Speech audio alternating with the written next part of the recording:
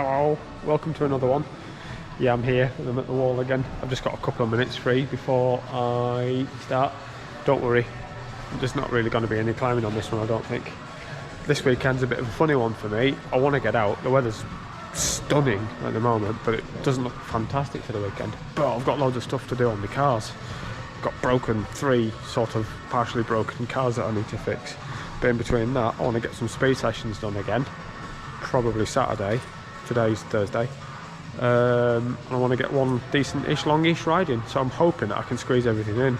Weekends, huh? You think you'd get a rest, wouldn't you? But no.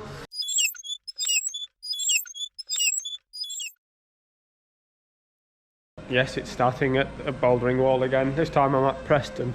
There's going to be a bit more cycling in this one. I think I'm going out to do a decent ride tomorrow. So actual cycling content on a cycle channel. There's a shocker. But it's the last round of the Lakeland League. This is at Preston, so it's Saturday, so I'm going to do the early stuff today. I'm hoping to come back probably Thursday or next week to try and get some of the harder stuff done. But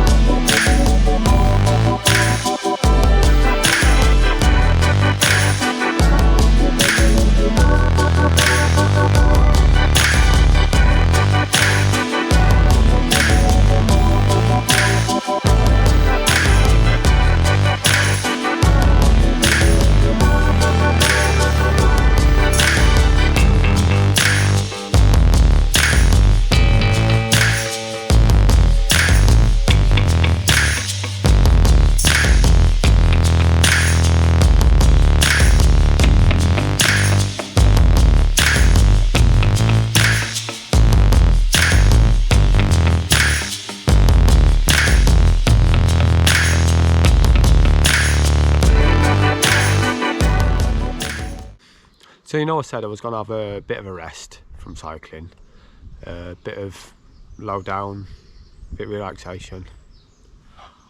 It's just not me. I just like it too much. Obviously I've been bouldering today. I was going to go out on my bike. Stupidly, sorry guys, I signed up for the Kirby Lonsdale Black Ride, which is the quicker one. Forgot completely it was this morning. I knew I was busy this morning anyway, thinking it was Sunday. So they were waiting for me this morning to not turn up. So yeah, hold my hand up to that one. But I'm going back out tomorrow. I am going out tomorrow with Tim. Tim is known as Timmy Tracksuit. You might hear the story. It's quite funny. Tim's an absolute legend. He's done the Fred Whitten for the last 10 years running. Did a 7:11 2 weeks ago, which is incredible. So with his permission, obviously, I'll introduce you to him. He's a lovely guy. 65 miles around the Trough of Bowland, I think he said. He's in charge of the route. He's a really good cyclist. He's way better than I am, so hopefully he'll look after me. But I'll be going somewhere I've never been before on my bike, so it'll be nice to take you along and introduce you to some new places. So I will see you in the morning. Morning. Sunday. It's time to ride. It's raining. Actually raining. I haven't been out on a wet ride for a long time. Well, morning. Here's Tim. Hello. So yeah, we're out on a 65-mile ride today. A bit less. A little bit less. Don't want to overdo it. No. But it's brightening up right now, so it's a perfect choice of route. Colour match is okay, is it? Oh yeah, we're bang on. Black on black on black. Let's upset everyone, shall we? So yeah, I'll show you some fresh places when we get there.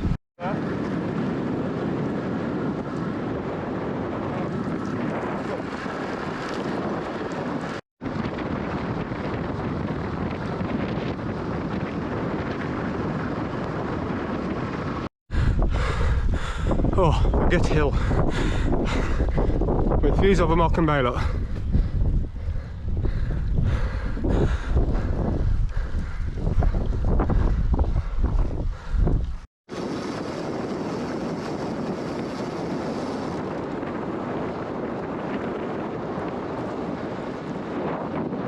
See Blackpool Tower over there?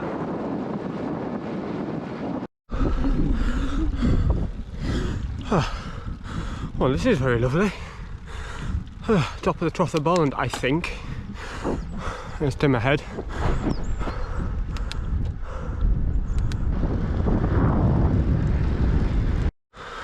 Well, this is nice. Sladeburn. Must come back. Yeah, definitely. Bit of a kicker out of here in the granny gear.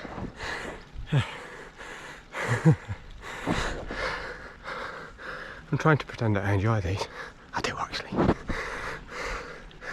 So we should have the wind at our backs for the last, well, what are we, 36 miles in. Oh, struggling today though. Definitely struggling. Well, in Gisborne Forest here, we've been on an MTB trail.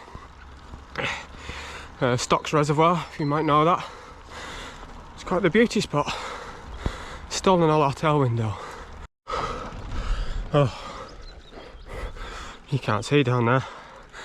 Oh, I'm struggling today. Dear oh dear. I'm just knackered. It's hard to stop on the way up there. It's upsetting, considering, you know, what I can do.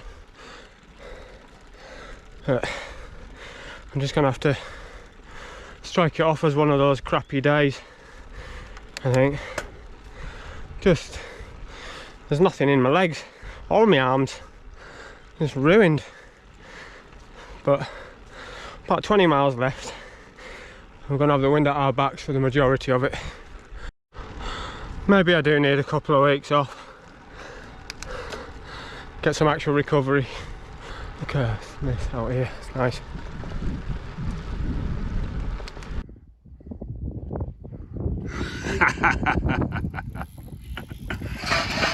Plenty left in the tank. Well, I'm home somehow, thanks to Tim. Yeah, I'm knackered. I feel worse, far worse now than I did after the Fred, which was nearly double. In fact, it's not quite double the distance, but double the elevation. More, way more than double the elevation of what I've done today. Yeah, I think I've just worked it out as well. Well, not just worked it out, I worked it out the last few miles. I've had a big calorie deficit week. I've lost over 2 pounds this week.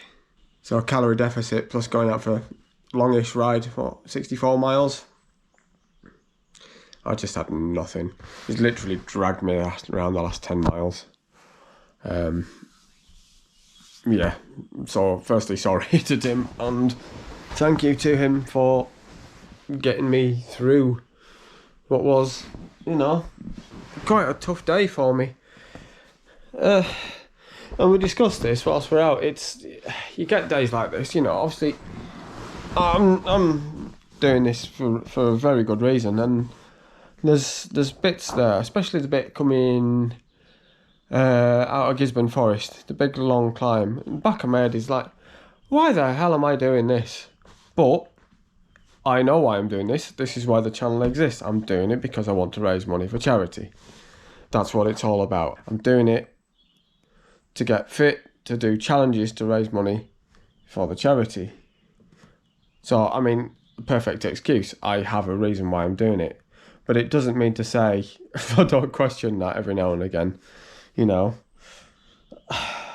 I've come a bit too close to a bonk today. I was just driving home, 10 miles, yawning, feeling awful, feeling sick. All of the classic signs. So I've come home, I've just popped the kettle on, I'm going to eat a sensible, not enormous lunch. It feels like there's no logic to it in any way, shape or form. So I'm going to lie back down again. It feels like there's no logic at all. But it is pure logic. I've not eaten enough to support what I'm doing. So of course I'm going to run out of energy. It's annoying, isn't it? Because I know I can go much further. And I've only done about 15.5 mile an hour. I'll put the stats here.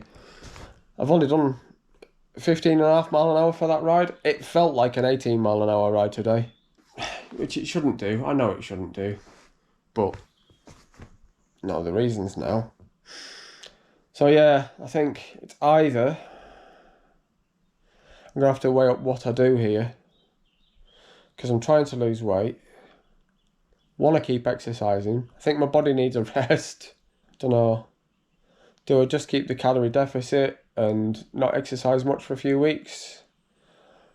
But then I've got long days in the saddle coming anyway. I've got the day with Rusty coming up in a few weeks.